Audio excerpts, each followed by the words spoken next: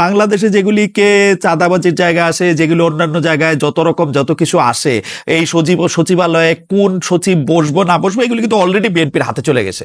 আপনি দেখবেন এই যে ইউনূস সরকার সহ, ইউনূস সরকার মানে ডক্টর মোহাম্মদ ইউনূস না, বাকি যেসব উপদেষ্টা আছেন তাদেরকে দেখলে, বা ধরেন ইউনূস সরকারের যারা সমর্থক আছেন, এই যে বৈষম্য বিরোধী ছাত্র আন্দোলনের যে জাতীয় নাগরিক কমিটি আছে, তাদের কথা শুনলে মনে হয় নির্বাচনের কথা আসলেই তাদের গায়ে জ্বর আসে।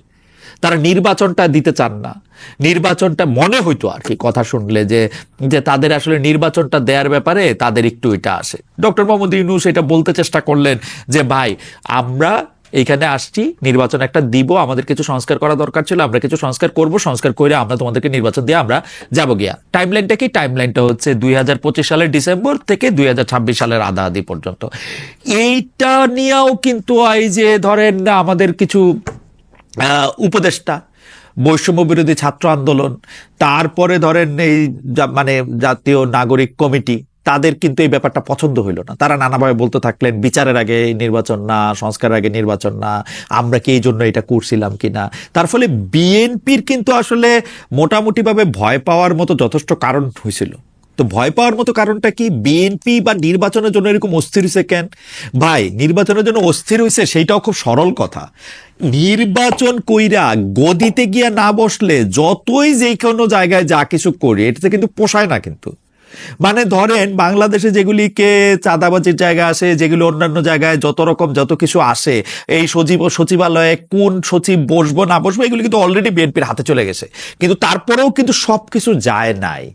যতদিন পর্যন্ত সবকিছু না যাবে ততদিন পর্যন্ত কিন্তু আসলে যাইতেই হবে, নির্বাচন পাইতে হবে, নির্বাচন দিয়ে ক্ষমতাও যাইতে হবে।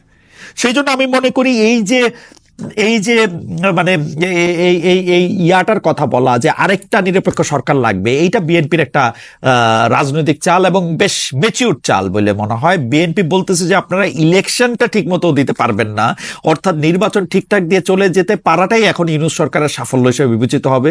এখন এই সরকারের কেপিআই হয়ে দাঁড়াবে যে তারা ইলেকশন ঠিক মতো দিতে পারে কি পারে না এই প্রশ্নে, যেন তারা সরকারের রাস্তায় না হেঁটে সকল মনোযোগ নির্বাচনের দিকে দেয় এবং বলে যে আমরাই নিরপেক্ষ এবং ভালো নির্বাচন দিব। আরেকটা মজার ব্যাপার করছে, আওয়ামী লীগ আইসা এই বক্তব্যের সাথে তারা খুব একমত হয়েছে। আওয়ামী লীগও এখন একটা নিরপেক্ষ তত্ত্বাবধায়ক সরকারের সাথে, তত্ত্বাবধায়ক সরকারের অধীনে একটা নির্বাচন চায়। কি ইন্টারেস্টিং দেখেন যে আওয়ামী লীগ তো সারা জীবন এই কথা কয়ে আসলো, মানে 2014 সাল থেকে এই কথা কয়ে আসলো শেখ হাসিনা ছাড়া কারো অধীনে নির্বাচন করা সম্ভব না। এখনো এটাই চান ভাই, এক কথা এক মুখে 4-5 কথা কন কেন? জনাব মোহাম্মদ আরাফাত, আপনি একটা এই কথা আপনি বলেন নাই এর আগে শতবার যে শেখ হাসিনার অধীনে নির্বাচন হইতে হবে? এখন কে তত্ত্বাবধায়ক সরকার চান নির্বাচন করতে? শেখ হাসিনার অধীনে নির্বাচন চান? শেখ হাসিনার অধীনেই তো পৃথিবীর সবচেয়ে ভালো ভালো নির্বাচনগুলি হয়। 2014-তে হয়েছে, 2018-তে হয়েছে, 2023-এ হয়েছে। শেখ হাসিনার অধীনে নির্বাচন চান।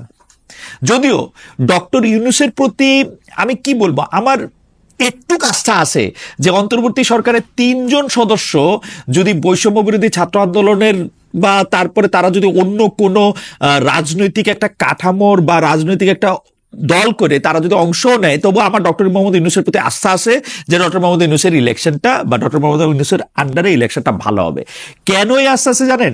দেখেন, এইখানে যারা উপদেষ্টারা আছেন, যেমন ধরেন সৈয়দা রেজওয়ানা হাসান কিন্তু মুখপাত্র হিসেবে বলছেন, কি বলছেন যে সৈয়দা রেজওয়ানা হাসান বলছেন যে যদি কেউ সরকারে আছে যারা, তারা যদি রাজনৈতিক দলে যাইতে চায় তাহলে তারা পদত্যাগ করা যাবে। এবং সবচেয়ে বড় কথা হইলো যে তারা কিন্তু নিজেরা ইলেকশনে দাঁড়াইতেছে না, মানে প্রধান উপদেষ্টার কথা আমি বলতেছি। আমরাও দীর্ঘদিন কইছি যে আপনি শেখ হাসিনা, আপনি যদি একটা ইলেকশনের সময় আপনি এই গভর্নমেন্টে থাকতে চান তাহলে আপনি দাঁড়ায়েন না ইলেকশনে, আপনি ইলেকশনের থেকে নিজের আলাদা করেন, আপনার দলের থেকে আলাদা করেন আপনি নিজেরে, সেটা তো করা হয় না। সুতরাং আমি মনে করি যে ডক্টর ইউনূসের প্রতি আমার এই আস্থা আছে, যদি এই ইলেকশন হয় আরেকটা তত্ত্বাবধায়ক সরকারের আর দরকার নাই, এই ঝামেলা এই গ্যাঞ্জামের কোনো মানে হয় না। এবং আমি মনে করি যে ডক্টর ইউনূসের অধীনে একটা ভালো নির্বাচন হবে। এবং আমি মনে করি না যে ওই 3 জন ছাত্র যদি গিয়া একটা রাজনৈতিক দলে দেয় তাহলে তার পুরো ক্যাবিনেট পার্সিয়াল হয়ে যাবে। এই সরকারে আমি রাজনৈতিক সরকার না বলে মনে করি, এবং আমি মনে করি যে এর কোনো রাজনৈতিক উচ্চাভিলাষ নাই। এর ক্যাবিনেট মেম্বাররা সরকারে থাকা অবস্থায় রাজনৈতিক নির্বাচনে অংশ নিলে সেটা যে একটা কনফ্লিক্ট অফ ইন্টারেস্ট হবে। আমি আবার বলি যে এইটা মির্জা ফখরুল আলমগীর ঠিক মতোই পয়েন্ট আউট করছেন, কিন্তু আমি সৈয়দ রাজন হাসানরে শুনছি যে উনি একদম ক্লিয়ার করছেন যে এটার মধ্যে থেকে আসলে তারা যদি রাজনৈতিক দল করে তারা আসলে আর সরকারে থাকবে না।